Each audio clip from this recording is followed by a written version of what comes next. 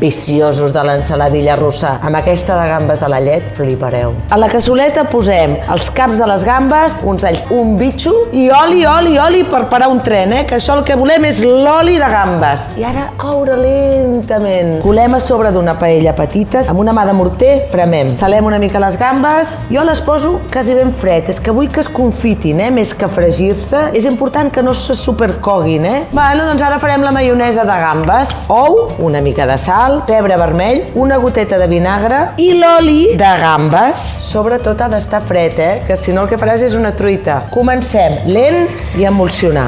Mira, això són unes patates bullides aixafades de qualsevol manera. Que no falti la maionesa de gambes. Ja sé que té molts detractors, però a mi m'hi agrada en pèsols. Mongeta tendra, tot bullit, I ja està clar, pastanaga. Una mica de sal, pots posar ceba, ou dur, posa-li el que vulguis. Jo li poso cogombrets amb vinagre i tàperes. Vinga! Cobrim amb la resta de la maionesa, que n'hi hagi. Les gambes a la llet, l'oli de les gambes de la llet i porradell i julivert. Seré capaç de picar-me una gamba sencera a la boca? Seré capaç.